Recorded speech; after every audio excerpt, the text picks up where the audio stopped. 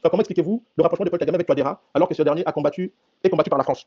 Ben, c'est une très bonne question. Il y a une chose qu'il faut dire, hein. Je vais revenir sur la question du profil Lumumba. Il y a une chose qu'il faut dire, c'est que Touadéra a trouvé les Rwandais. Les Rwandais ont profité de la faiblesse, de la fragilisation du pouvoir centrafricain pour s'inviter dans ce pays-là.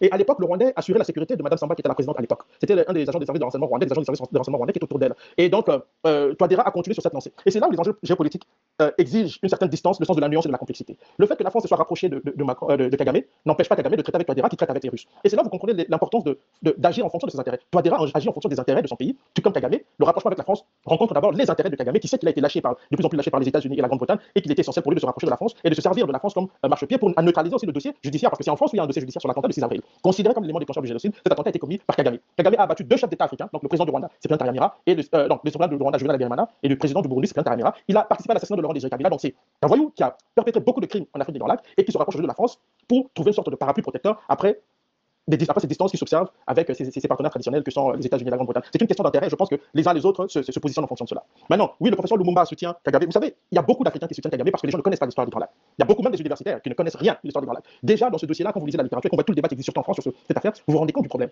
Figurez-vous, vous avez tous vu un universitaire français qui s'appelle Vincent Duclerc sortir un rapport sur la responsabilité de la France dans le génocide. 1000 pages, moi j'ai lu les 1000 pages, parce qu'on ne travaille pas sur un tel dossier on ne répond pas à des tels documents sans les avoir lus. Donc moi je les ai lus. Donc quand on lit le rapport, quand on écoute ce qui se dit dans les médias, il y a une distance impossible. Quand on lit ce que dit Duclerc lui-même dans ses conclusions, il y a un problème. Mais le rapport sur le génocide a été mis en place justement pour permettre ce rapprochement entre le Rwanda et la France. C'est pour ça qu'on a fait ce rapport-là. Donc vous voyez comment sur le terrain universitaire on peut manipuler les esprits. On dit que la France était responsable du génocide au Rwanda, on n'est pas capable de dire comment.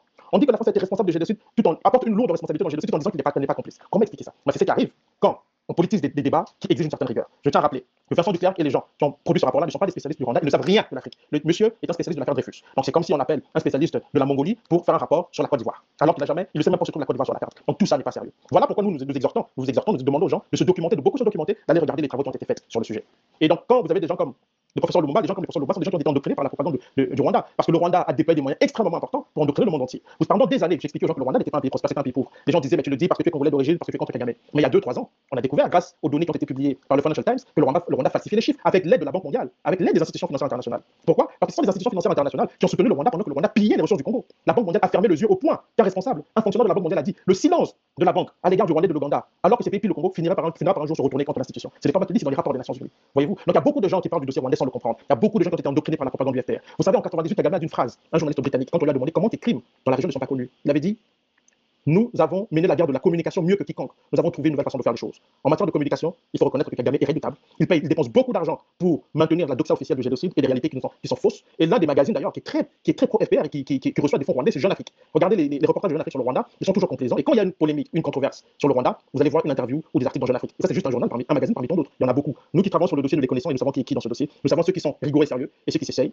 Nous savons aussi qu'il y a des gens, pour des raisons de carrière, ne diront jamais la vérité sur ce drame-là. Mais nous, de notre côté, nous continuons à faire notre travail de manière la plus honnête qui soit. Je n'ai pas de lien d'intérêt avec qui que ce soit. Donc je peux parler du Rwanda avec facilité, je peux parler du Rwanda sans crainte de quoi que ce soit. Je n'ai pas d'intérêt qui sont engagés par rapport à certains universitaires, surtout en France et en Belgique. Ça aussi, c'est un autre enjeu qu'il faut comprendre. Mais pour les Africains, je regrette parce qu'en Afrique de l'Ouest, beaucoup de gens ne connaissent rien à l'histoire des Grands Lacs et pensent que Kagame est un héros, alors qu'il s'agit tout simplement de quelqu'un qui est à la solde des États-Unis. Je vais vous lire un truc là, que j'ai mis dans mon livre, et vous allez voir, c'est important. Il y a un responsable américain qui a dit en 98 ceci. Il était nécessaire d'établir un régime militaire très puissant dans la région des Grands Lacs pour imposer des solutions militaires au conflit.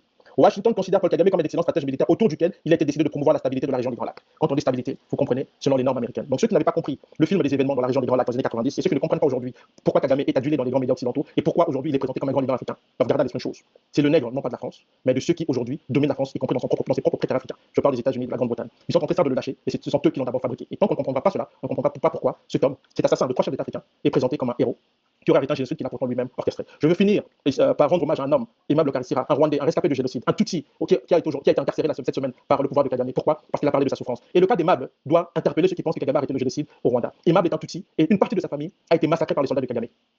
Et aujourd'hui, on ne veut même pas qu'il parle de ça. Pourquoi? Parce que des gens comme Aimable au Rwanda souffrent en silence. Ceux qui ont massacré leurs parents sont ceux qui se font passer pour les victimes du génocide, sont ceux qui se font passer pour ceux qui ont arrêté ce génocide. C'est cynique, c'est pervers, mais c'est aussi ça la réalité du Rwanda. Un Rwanda que beaucoup d'Africains, surtout en Afrique de l'Ouest, magnifient sans comprendre nécessairement ce qui s'est passé.